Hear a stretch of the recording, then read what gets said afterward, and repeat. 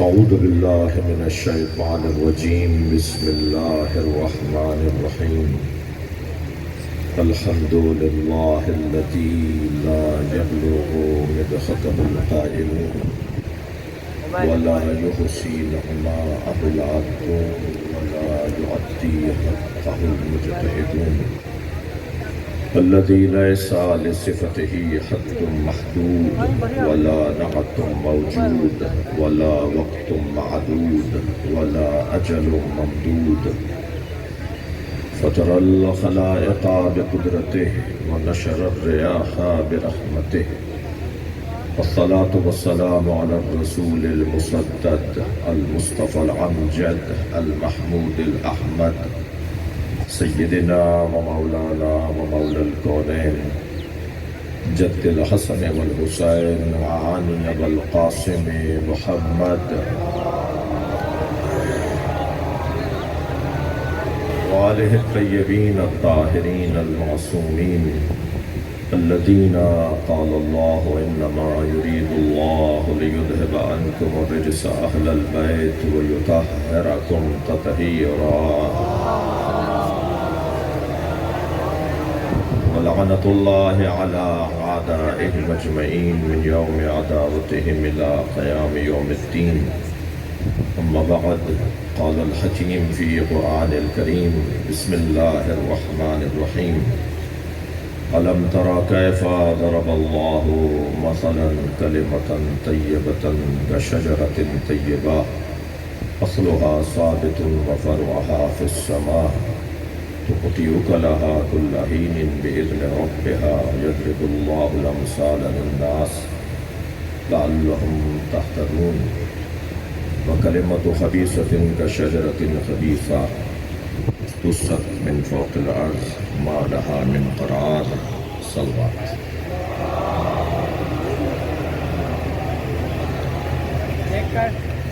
حاضرین کے مرحومین کی مغفرت ذاکرین کے مرحومین کی مغفرت جناب منظور زرداری صاحب حامد زرداری صاحب اور اس خانوادے کے دیگر تمام احباب جو ہے تشریف فرمانا ان سب کی حاجات خاص دعاؤں کی قبولیت کے لیے اس آبادی پر اور اس صوبے پر اللہ اپنا کرم کرے اس دعا کی قبولیت کے لیے بلندتر صلوات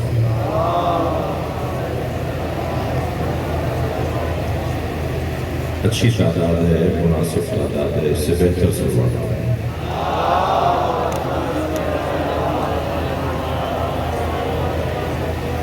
ابھی بھی اور اچھی صلوات پڑھی جا سکتی ہے اللہ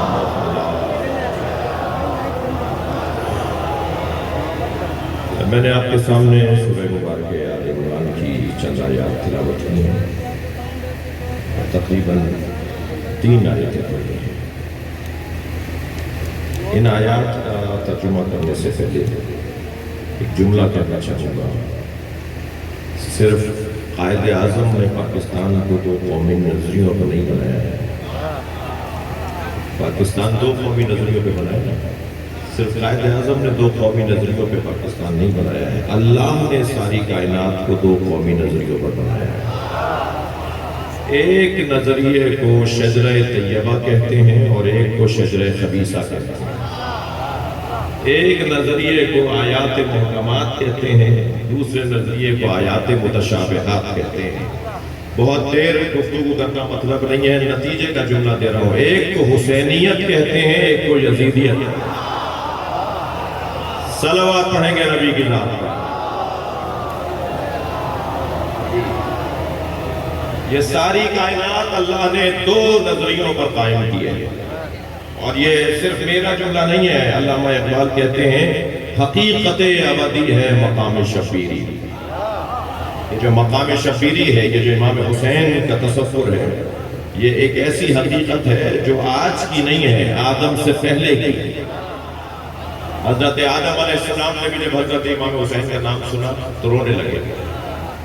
فرمایا یا اللہ جب محمد کہتا ہوں تو دل کو ٹھنڈک ہوتی ہے، فاطمہ کہتا ہوں تو گردن جھکنے لگتی ہے، علی کہتا ہوں تو گردن بلند ہونے لگتی ہے، حسن کہتا ہوں تو میرے اندر جمال آنے لگتا ہے، مگر جب حسین کہتا ہوں تو مجھے رونا آتا ہے. کہا آدم یہ وہ حسین ہے، یہ وہ ہے جس میں لوگ روئیں گے. تو یہ حقیقت ابدی ہے. مقام شبیری علامہ اقبال کہتے ہیں بدلتے رہتے ہیں انداز کوفی و شامی. حسینی نہیں بدلتے، بدلنے والوں کو حسینی نہیں کہا جاتا، شامی کہا جاتا ہے. بدلنے والے حسینی نہیں ہیں. میں اس مجلس میں پچھلے سے پچھلے سال ایک جملہ کہہ چکا ہوں جسے تکرار کر رہا ہوں. میں اور آپ جس دروازے پر بیٹھے ہیں نا، وہاں بیٹھنے والے زمانے کو مڑ کر نہیں دیکھتے ہیں، موڑ کر دیکھتے ہیں. حالات کو اپنے حق میں تبدیل کرنا ہنر ہے. جو روزانہ رنگ بدلے، جو روزانہ ڈھنگ بدلے، جو روزانہ حلیہ بدلے، جو روزانہ عقیدہ بدلے، جو روزانہ مولا بدلے، پیشوا بدلے، وہ کوئی اور ہوں گے. اور جو ہر حال میں اس دروازے پہ جمع رہے، بیٹھا رہے، ڈٹا رہے، اسے حسینی کہا جاتا ہے. بڑی عنایت آپ کی توجہات میرے ساتھ، بڑی عنایت آپ کی توجہات میرے ساتھ ہے. بہت دیر سے عبادت میں مصروف ہے اور اس دفعہ کی مجلس ہنر ہے ہمارے منظور بھائی، ہمارے حامد بھائی کا کہ مجلس ہر سال کی طرح سجائی ہے اور عزاداروں کو بھی موقع ملا اس خطے میں عزاداری میں گیپ نہیں آنے دیا. حالات کچھ بھی ہوں، زمانہ کچھ بولے، زمانہ کچھ بولے، ہم حسین بولیں گے.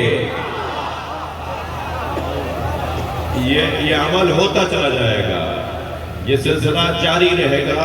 اس میں میرا بھی کوئی ہنر نہیں ہے. میرے محترم سننے والوں، ہمارا کوئی ہنر نہیں ہے. ہم سے نوکری دی جا رہی ہے، یہ مالکوں کا کرم ہے. یہ جنہوں نے دیا ہے نا ہمیں، وہ ہم سے نوکری لے رہے ہیں، ان کا کرم ہے. تو دو قومی نظریوں کی بات ہو رہی تھی. تو میں مجھ سے پہلے جو محترم مہمان بہت حسین پیغامات کو آپ کے سامنے منتقل کر رہے تھے، وہ ذہن میں رہے کہ ساری کائنات جن کا کھاتی ہے، جس دن ان کا کلمہ پڑھنے لگے گی امام کا ظہور ہو جائے گا. ہم سب جن کا کھاتے ہیں نا، ہم سب جن کا کھاتے ہیں وہ یہ گھرانہ ہے. اگر بہت سے بچے بیٹھے ہوں گے یہاں، مجھے آپ کے مزاج کا بھی پتا ہے. ممکن ہے کہ مجھ سے ملنے میں کسی کو دقت ہو کہ بھئی ملتے تو ہم پوچھتے کہ کوئی آیت تو سناؤ اس بات پر. آپ نے اتنی بڑی بات کر دی کہ ہم اہل بیت کا کھاتے ہیں، تو پھر اگر اہل بیت کا کھاتے ہیں تو کوئی آیت ہے، کوئی حدیث ہے؟ تو اب اگر میں آیت سنا دوں تو کیسا لگے گا؟ سورہ مبارکہ انفال آیت نمبر 74. تھکے ہوئے تو نہیں ہیں؟ سورہ مبارکہ انفال آیت نمبر 74. آیت سن لیجئے. والذین آووا وَنَصَرُوا أُولَئِكَ هُمُ الْمُؤْمِنُونَ حَقًّا لَهُمْ مَغْفِرَةٌ وَرِزْقٌ كَرِيمٌ. توجہ. ایک جملہ مجھ سے پہلے آپ سن چکے ہیں. حضرت ابو طالب کے ایمان پر بات نہ کیا گیا ہے، حضرت ابو طالب کے مقام پر بات کیا گیا ہے. گفتگو مقام ابو طالب پر ہونی چاہیے، عظمت ابو طالب پر بات ہونی چاہیے. جو لوگ حضرت ابو طالب کا کلمہ ڈھونڈ رہے ہیں انہیں جا کے کہہ دو کہ کلمہ ابو طالب کو ڈھونڈتا ہے. جب تک ابو طالب نہیں کہیں گے نبی اعلان نبوت نہیں کریں گے. قم یا سیدی و مولائی وقل ما شئت. حضرت ابو طالب نے سرکار سے یہ جملہ، تاریخ کا جملہ میں نے سنا دیا ہے. فرمایا اے میرے محمد کھڑے ہو جاؤ، جو کہنا ہے کہو، میں بیٹھا ہوں. پھر اعلان نبوت کیا حضرت سرکار دو جہاں نے. آیت پڑھا تھا میں آپ سے. والذین آووا ونصروا، جنہوں نے میرے نبی کو پناہ دی، جنہوں نے میرے نبی کی مدد کی، وہی واقعی مومن ہے. دنیا کچھ بھی کہتی رہے، آپ وہ کہیں جو اللہ کہہ رہا ہے، ہمیں وہ بولنا ہے جو اللہ نے بولا ہے۔ دنیا کہہ رہی ہے کہ کلمہ نہیں پڑھا، ہم کہہ رہے ہیں کہ قرآن کہہ رہا ہے کہ وہی واقعی مومن ہے جنہوں نے نبی کو پناہ دی ہو، جنہوں نے نبی کی مدد کی ہو۔ والذین آووا ونصروا اولئک هم المؤمنون حقا، جنہوں نے میرے نبی کو پناہ دی، جنہوں نے میرے نبی کی مدد کی، وہی واقعی مومن ہیں۔ آیت آگے بڑھتی ہے، لہم مغفرتن، وہی بخشے ہوئے لوگ ہیں، لہم مغفرتن ورزق کریم، اور انہی کے لیے رزق ہے۔ اللہ رزق ابو طالب کے لیے اتارتا ہے، ہمیں ان کے تصدق میں ملتا ہے، ہم اس دروازے سے آتا ہوا رزق کھاتے ہیں۔ اچھا ابھی تسلی نہیں ہوئی، مجھے تسلی نہیں ہوئی۔ قرآن کا پہلا سبق بولیے، الف لام میم ذالک الکتاب لا ریب فیہ ھدی للمتقین الذین یؤمنون بالغیب ومما ویقیمون الصلاۃ ومما رزقناہم ینفقون۔ توجہ، اللہ کہہ رہا ہے کہ متقی اسے کہتے ہیں جو غیب پر ایمان رکھتا ہو، نماز قائم کرتا ہو، اور ہم جب اسے دیتے ہوں تو وہ بانٹ دیتا ہو۔ متقی کہتے ہیں شاہ عبداللطیف بھٹائی کو، متقی کہتے ہیں حضرت عبداللہ شاہ غازی کو، متقی کہتے ہیں شہباز قلندر کو، اور ان متقیوں کے امام کو علی کہتے ہیں۔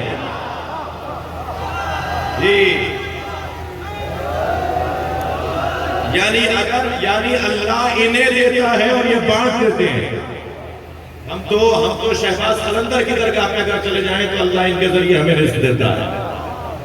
جنہیں شہباز قلندر سمجھ میں نہ آیا ہو، انہیں علی کیسے سمجھ میں آئے گا؟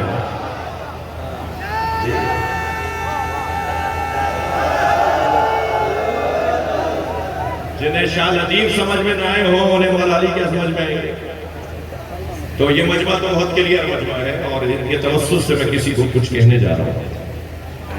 بات بہت روشن ہے، آیت کا ترجمہ مجھے کرنا ہے، وقت تنگ ہوتا جا رہا ہے، اور مجھے کم سے کم اپنے مضمون پر کچھ بات کرنی ضروری ہے کہ میں کچھ بات تو ضرور کروں۔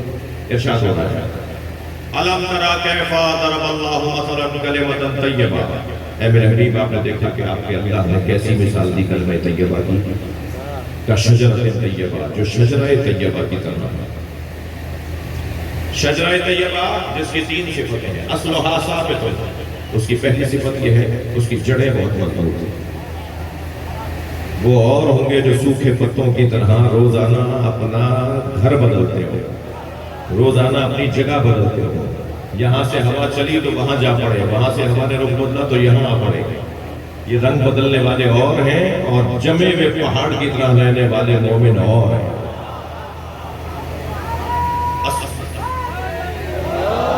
اصلھا ثابت وفرعھا فی السماء، اس کی دوسری صفت یہ ہے کہ اس کی شاخیں آسمانوں میں ہیں۔ بھائی زمیندار لوگ بھی بیٹھے ہوئے ہیں، درختوں کا مشاہدہ بھی کرنے والے لوگ بیٹھے ہوئے ہیں۔ درخت جب باردار ہو جاتا ہے، درخت جب پھل رہنے والا ہو جاتا ہے تو اس کی شاخیں زمین کی طرف جھکتی ہیں، آسمانوں میں کسی کی شاخ نہیں جاتی۔ یہ کون سا درخت ہے جس کی شاخیں آسمانوں میں؟ دنیا کے کوئی مجھے درخت دکھا دیجئے کہ جس کی شاخیں آسمانوں میں جاتی ہوں۔ یہ قرآن کہہ رہا ہے کہ ایک ایسا درخت ہے جس کی جڑیں مضبوط ہیں، شاخیں آسمانوں میں۔ اچھا، اس درخت کی تیسری صفت یہ ہے کہ تؤتی اکلھا کل حین، یہ ہر موسم میں پھل دیتا ہے۔ کبھی ایسا اس کے اوپر موقع نہیں آتا جو پھل نہ دیتا ہو، ہر موسم میں پھل دینے والا درخت ہے جس کی شاخیں آسمانوں میں ہیں۔ تو ڈھونڈو وہ درخت کون سا ہے جس کی شاخیں آسمانوں میں ہے اور وہ ہر موسم میں پھل دیتا ہے۔ اس درخت کو اہل بیت کہا جاتا ہے، جو جمے ہوئے تو زمین پر ہیں مگر کھلاتے آسمانوں والوں کو ہیں۔ وہاں والے جس سے روٹیاں لے جائیں وہ یہی گھرانہ ہے، اور ہر موسم میں پھل دیتا ہے۔ یعنی کبھی ایسا نہیں ہوگا کہ ان سے مانگا جائے تو یہ منع کر دیں، ان کے پاس نہیں ہوتا تب بھی دیتے ہیں، ہوتا ہے تب بھی دیتے ہیں۔ ایک جوان مجھ سے کہنے لگا، مولانا آپ کا یہ جملہ میں نے سنا، مجھے سمجھ میں نہیں آیا، نہیں ہوگا تو کیسے دیں گے؟ میں نے کہا تم دینے والے ہوتے تو تمہارے پاس پیسہ ہوتا۔ پیسے سے کوئی تعلق سخاوت کا نہیں ہے، سخاوت سے کوئی تعلق پیسے کا نہیں ہے۔ ایک ٹھیلا لگانے والا سخی ہو سکتا ہے، جس میں کسی کی خاطر جینے کا جذبہ پایا جاتا ہو. جو دوسروں کی خاطر جینے کا جذبہ رکھتا ہو نا وہی سخی ہے. اللہ اس کے ذریعے سے تقسیم کروا دیتا ہے کہ جس کے اندر دینے کا جذبہ پایا جاتا ہو. جی پورا صوبہ ہمارا اس وقت متاثر ہے. فلاحی ادارے کام کر رہے ہیں, آپ اپنی اپنی جگہ کام کر رہے ہیں, مختلف ہماری جماعتیں کام کر رہی ہیں, مختلف تنظیمیں کام کر رہی ہیں. آپ سب کو بھی اپنا حصہ ڈالنا چاہیے اور ڈال رہے ہیں. آپ یاد رہے کہ یہ وقت گزر جائے گا, کردار باقی رہ جائے گا, اور جو ذمہ داریوں کو ادا کرنا جانتے ہوں وہ وہی ہوتے ہیں جنہیں حسینی کہا جاتا ہے. حسینیوں کا مزاج ذمہ داری ادا کرنے کا ہوتا ہے. حسینی ذمہ داری سے فرار نہیں کرتا. حسینی ہمیشہ اپنے فرائض کو ادا کرتا رہتا ہے. ہر موسم میں پھل دینے والوں کے دروازے پر بیٹھے ہیں. مولانا میرے پاس تو دینے کو کچھ بھی نہیں ہے, مسکرا کے دیکھنا تو دے سکتے ہو. گزرتے ہوئے کئی گاڑی سے اتر کر کسی پریشان حال سے یہ تو پوچھ سکتے ہو کہ تمہاری پریشانی کیا ہے. جی میں اگر پیسہ نہیں دے سکتا تو کسی سے جا کر تسلی کے جملے تو دے سکتا ہوں. جو دے سکتا ہے اسے وہ دے دینا چاہیے. یہ وقت گزر جائے گا, بات اس کی رہ جائے گی جس نے کردار ادا کیا ہوگا. میں اور آپ سخیوں کے ماننے والے ہیں. جی ہو نہیں سکتا. میں یہاں ایک جملہ یہ بھی کہہ چکا ہوں, کنجوس علی والا نہیں ہوتا. کنجوسوں کا کوئی تعلق علی سے نہیں ہے. ہمیشہ دینے والا, ہمیشہ کسی اور کی خاطر جینے والا. سرکار سے سوال کیا یا رسول اللہ, یا رسول اللہ من کان خیر الناس, سب سے اچھا انسان کون ہے؟ فرمایا من کان خیرن للناس, جو لوگوں کے لیے اچھا ہے وہی سب سے اچھا ہے. جی میرے محترم سننے والوں, میں یہاں یہ نہیں کہوں گا کہ صرف مومنین پریشان ہیں. یہاں ہندو برادری بھی پریشان ہے, یہاں سنی بھی پریشان ہے. سیلاب دیکھ کر نہیں آیا کہ شیعوں کے گھر کی طرف جائے اور سنیوں کے گھر کو چھوڑ جائے. سیلاب ہے, پانی ہے, جہاں اسے رستہ بنے گا وہ وہاں جائے گا. اور پھر اس دروازے پہ جس پہ میں اور آپ بیٹھے ہیں, اس دروازے پر صرف شیعہ نہیں آتا. اس وقت بھی مجلس کے اندر مجھے پتا ہے کہ اہل سنت بیٹھے ہوئے ہیں. اور پھر میں یہ بات بار بار کہتا ہوں کہ یہ امام بارگاہوں کا فلسفہ ہی ہے کہ یہ حسین کا خیمہ ہے, ہر آنے والے حر کے لیے کھلا رہنا چاہیے. جی کسی پر کوئی پابندی نہیں ہے, ہر شخص آ کر امام حسین کے ذکر میں بیٹھ سکتا ہے. لہذا در حسین پہ ملتے ہیں ہر مزاج کے لوگ. شاعر کہتا ہے در حسین پہ ملتے ہیں ہر مزاج کے لوگ, یہ دوستی کا وسیلہ ہے دشمنی کا نہیں. یہ جوڑنے کی جگہ ہے, یہ محبتیں بانٹنے کی جگہ ہے. پھر میں کہوں گا ان لوگوں سے جو یہ کہتے ہیں کہ شیعوں نے امام حسین کو ان کے ذکر کو اپنے ہاتھ میں رکھا ہوا ہے. ہم نے کس نے روکا ہے بھائی آپ کو؟ یہ کس نے کہہ دیا کہ ہماری ہے کربلا؟ بھائی تھک رہے ہیں آپ میری باتوں سے, مجھے اندازہ ہے, بس میں اپنے بیان کو مکمل کر رہا ہوں. یہ کس نے کہہ دیا کہ ہماری ہے کربلا؟ حق بات تم کہو تو تمہاری ہے کربلا. صلوات پڑھیں محمد و آل محمد. بس میرے محترم سننے والوں, میری حاضری ہو گئی. شاہ صاحب تشریف فرما ہیں, مصائب پڑھیں گے, مولا کا ذکر کریں گے. یہ گھرانہ دینے والوں کا گھرانہ جو ہر موسم میں دیتا ہے, ہر موسم میں دیتا ہے. کربلا میں خود حسین پیاسے ہیں, علی اکبر کا لاشا اٹھا چکے ہیں, قاسم کا پامال لاشا لا کے خیمے میں رکھ چکے ہیں, اون و محمد کے جنازے لا کے رکھ چکے. سنیں گے عزیزانو, چھوٹا سا لاشا جو حسین سے اٹھتا نہیں تھا, کبھی آگے جاتے تھے انا للہ, کبھی الٹے پیر واپس آتے تھے. میرے مولا نے وہ لاشا لا کر قبر کے حوالے کر دیا. اب کربلا میں حسین اکیلے تھے. اتنے لاشیں اٹھانے کے بعد یزیدی سپاہی, یزیدی لشکر کا سپاہی کہتا ہے کہ میں نے دیکھا حسین مارنا چاہتے تھے, تلوار گردن تک لے آتے تھے, اپنے مخالف دشمن کے گردن پہ تلوار رکھ دیتے تھے, تلوار ہٹا لیتے تھے تاکہ بھاگ جائے, اسے بھاگنے دیتے تھے. کہتا ہے میں نے 10 لوگوں کو ایسے دیکھا, گنا میں نے کہ یہ دوسرا ہو گیا, یہ چھٹا ہو گیا, یہ ساتواں ہو گیا, جو حسین مار نہیں رہے. مار دیتے, نہیں مارا, بھاگنے دیا. کہتا ہے میں اپنا گھوڑا حسین کے گھوڑے کے سامنے لے آیا اور دور سے میں نے آواز دے کر کہا اے حسین میں دیکھ رہا ہوں کہ آپ لوگوں کو چھوڑ دیتے ہیں، کیوں نہیں مارتے؟ بہت سے لوگوں کو آپ نے جانے دیا، جان کے جانے دیا، قصدن جانے دیا آپ نے۔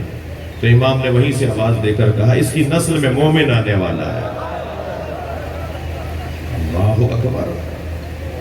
ایسے دینے والے لوگ جنہوں نے علی اکبر کو پتھر مارے صرف یہ دیکھ رہے ہیں میرے مولا حسین کے اس کی نسل میں مومن آنے والا ہے۔ امام نے اس کو مارا نہیں۔ یہ ہے گھرانہ جب نہیں ہوتا تب بھی دیتے ہیں، خود انہیں مارنے آئے ہیں مگر یہ لوگوں کو زندگی بانٹ رہے ہیں۔ وہ حسین کربلا میں عصر کے وقت میں شہید ہو گئے۔ زینب نے ٹیلے پہ کھڑے ہو کے بھائی کو ذبح ہوتے ہوئے دیکھ لیا، لیکن زینب کہاں کہاں ذبح ہوئی، زینب کو کہاں کہاں قتل کیا گیا۔ ہر وہ جگہ جہاں اشارہ کر کے کوئی کہتا تھا یہ باغی کی بہن، اجرکم اللہ، اجرکم اللہ، جو رونے آئے اپنی آوازوں کو آزاد کریں گے۔ میں 2-3 مصائب کے جملے کہوں گا، پھر شاہ صاحب مصائب پڑھیں گے۔ جہاں بھی کوئی کہتا تھا نا یہ باغی کی بہن ہے، زینب بی بی وہیں قتل ہو جاتی تھی۔ جب مدینہ پہنچی تھی نا تو نانا سے کہا تھا نانا وہ حسین تھا جو عاشور کے دن مارا گیا، یہ زینب ہے جو بار بار ماری گئی ہے۔ اجرکم اللہ۔ ایک یزیدی سپاہی کہتا ہے کہ میں نے جب خیمے لوٹ چکے تو میں نے لوٹنے والے ایک سپاہی سے کہا کہ کوئی خیمہ ہے جس میں کوئی سامان بچا ہو تو میں جا کے وہ خیمہ لوٹ لوں۔ اس نے کہا نہیں سب لوٹ گیا، اب حسین کا لاشا لوٹا جا رہا ہے۔ کہتا ہے میں پہنچا وہاں جہاں حسین کا لاشا تھا مگر مجھے پہنچنے میں دیر ہو گئی تھی۔ حسین کا امامہ اتار کے کوئی لے گیا، اجرکم اللہ، ابا اتار کے کوئی لے گیا، نالینیں اتار کر کوئی لے گیا۔ میرے ماں باپ قربان، میں امام حسین کی نسل سے ہوں، سید ہوں، امام علی نقی کی نسل سے ہوں۔ میرے ماں باپ، میرے آبا و اجداد، میری نسلیں قربان امام حسین کی جوتیوں پر۔ پنجاب میں پچھلے دنوں ایک بہت بڑے مجمع میں مجلس پڑھ کے جب نکلا، محبت کرنے والے ملنا چاہ رہے تھے، ہاتھ ملانا چاہ رہے تھے، کچھ دھکا لگا کچھ لوگوں کو۔ ایک بندے نے مجھے تھوڑا سا ٹچ کیا، دھکا لگا، وہ مجھ سے آ کے لگا، میرے سر سے امامہ گر گیا۔ تو جو بانی تھا نا وہ ہاتھ میں امامہ اٹھا کے مجھے دینے لگا اور معافی مانگنے لگا کہ آپ کو برا تو نہیں لگا۔ میری آنکھوں میں آنسو آ گئے۔ میں نے کہا میری حیثیت کیا ہے، میرے امامے کی حیثیت کیا ہے؟ حسین کا امامہ اتار کے لے گئے۔ کوئی نہیں تھا جو یہ کہے کہ یہ نبی کا بیٹا ہے۔ اجرکم اللہ، اجرکم اللہ۔ کہتا ہے جب میں پہنچا تو میں نے دیکھا حسین کا امامہ اتار کے کوئی لے گیا، نالینیں اتار کے کوئی لے گیا۔ کہتا ہے حسین کے بدن پہ ایک پھٹا ہوا کرتا تھا۔ کہتا ہے میں نے سوچا کہ اس کرتے کی تو کوئی قیمت نہیں ملے گی، تو میں کرتا چھوڑ کر حسین کا بدن چھوڑ کے جانے لگا تو اچانک مجھے توجہ ہوئی کہ حسین نے اس پھٹے ہوئے کرتے کو روکنے کے لیے کمر میں پٹکا باندھا ہوا ہے، ایک رومال، بڑا رومال باندھا ہوا ہے، اس میں 2 گراہیں لگائی ہوئی ہیں۔ کہتا ہے میں نے سوچا کہ اس پٹکے کے پیسے مجھے مل جائیں گے، جب میں دربار میں لے جاؤں گا نا اور کہوں گا میں نے حسین کے کمر سے پٹکا کھولا تھا تو مجھے بڑا انعام ملے گا، کتنا بڑی چیز لے کر آیا ہے۔ کہتا ہے میں بیٹھ گیا پٹکا کھولنے کے لیے، کمر میں بندھے ہوئے رومال کو کھولنے کے لیے۔ کہتا ہے میں نے ایک گرہ کھولی تو حسین کا ہاتھ اٹھنا شروع ہوا۔ حسین مولا شہید ہو چکے ہیں، سر کاٹا جا چکا ہے، میرے مولا کا ہاتھ اٹھنا شروع ہوا۔ وہ کہتا ہے حسین نے گرہ پر اپنا ہاتھ رکھا۔ کہتا ہے میں بہت طاقتور آدمی تھا، میں نے پوری طاقت سے حسین کا ہاتھ ہٹانا چاہا مگر حسین کا ہاتھ ہٹتا نہیں تھا۔ عزادارو سخت جملہ ہے جو میں نے کتاب میں پڑھ کر آیت اللہ نظری منفرد نے قصہ کربلا میں یہ واقعہ لکھا ہے۔ وہ کہتا ہے پوری طاقت سے میں نے ہاتھ ہٹانا چاہا مگر ہاتھ ہٹتا نہیں تھا، میں نے خنجر نکال کے حسین کا ہاتھ کاٹ دیا۔ میرا رونے والوں سے ایک سوال ہے، زینب نے کیسے دیکھا ہوگا، سکینہ نے کیسے دیکھا ہوگا جس حسین کے اعضا کو کاٹ دیا؟ واہ حسینہ، واہ محمدہ کے نوحے بلند ہوتے ہیں۔ اللہ لعنت اللہ۔